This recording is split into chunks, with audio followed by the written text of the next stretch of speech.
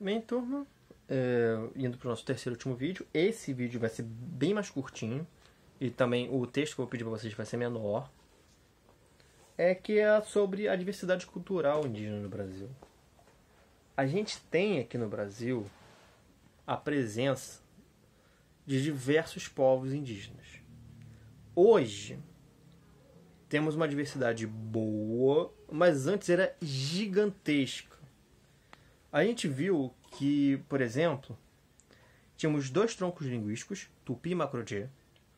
Dentro de Tupi e Macro-Jê, tínhamos ramificações que dali vinham vários povos, como, por exemplo, no Tupi tínhamos o Guarani,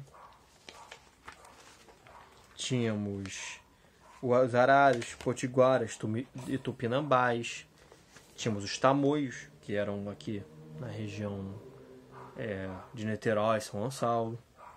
Os Macro-Jê tínhamos Caigan, Xolenque, Xavente, Borroro e Caipó.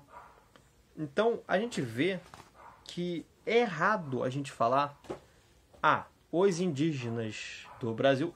Errado. A gente tem essa classificação de indígena porque quando os portugueses chegaram aqui, eles acharam que tinham chegado nas Índias.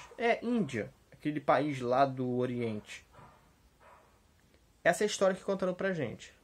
Hoje, a gente já tem um pouquinho de noção que não era bem assim. Que eles sabiam que existia um território aqui que não era Índia.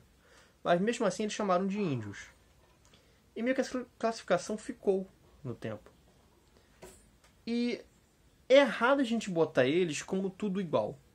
Todo índio é igual. É errado pensar dessa maneira.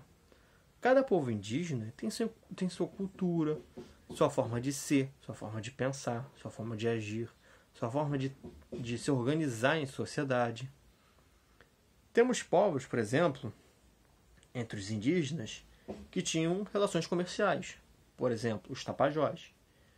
Os Marajó e Tapajós são exemplos de povos indígenas bastante avançados que faziam até esculturas de cerâmica.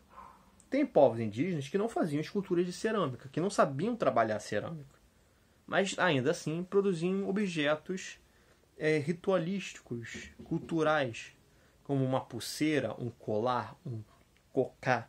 Sabe o cocá? O cocá é aquela, digamos, coroa de penas que vem assim na cabeça, que simboliza a liderança. O cocá geralmente ele é mais... Os cocares, eles são bem característicos dos povos que a gente fala de indígenas. Aquele cocá grande que vai cair lá embaixo, isso é coisa de índio dos Estados Unidos. Os índios brasileiros, o cocá é mais pra cima. Ele realmente parece quase uma coroa. E é feito de penas e folhas. O cocá a gente vê em várias sociedades indígenas brasileiras. E cada um tem sua forma de fazer o cocá.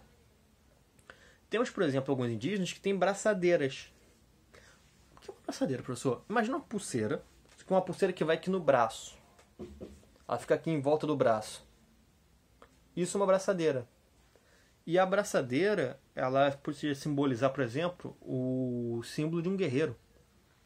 O guerreiro da tribo usa a braçadeira. E alguns, por exemplo, cada folha ou pena que tinha na braçadeira significava a quantidade de guerreiros que ele derrotou.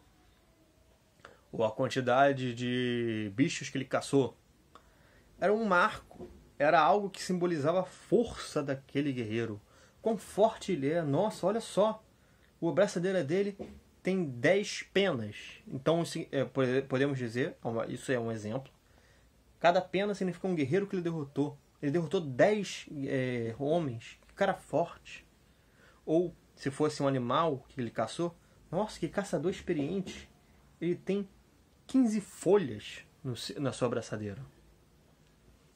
Então, eles tinham suas produções culturais que eram diversas e mudava de povo para povo. Então, quando a gente olha para a diversidade que tinha aqui no Brasil e que hoje está reduzida por causa de anos de dominação de descendentes de europeus, do brasileiro em si.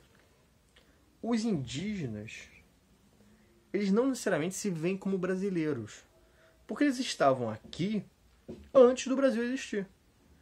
O Brasil é um país que foi inventado e deu-se nessa invenção chamada Brasil o território grande que a gente tem hoje.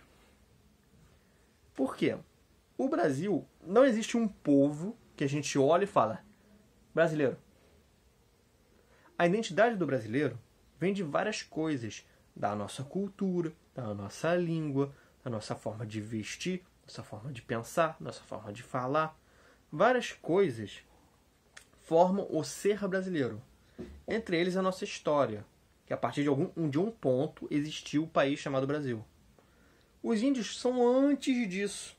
Muitas tribos que ainda existem se veem antes como uma tribo, por exemplo, uma tribo Marajoara, uma tribo Tapajó, uma tribo Tamoio, uma tribo Maracanã, para depois se ver como brasileiro.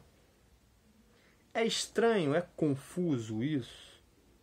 É, mas a gente tem que entender que eles se veem assim porque, se a gente parar para pensar, eles são os primeiros habitantes daqui.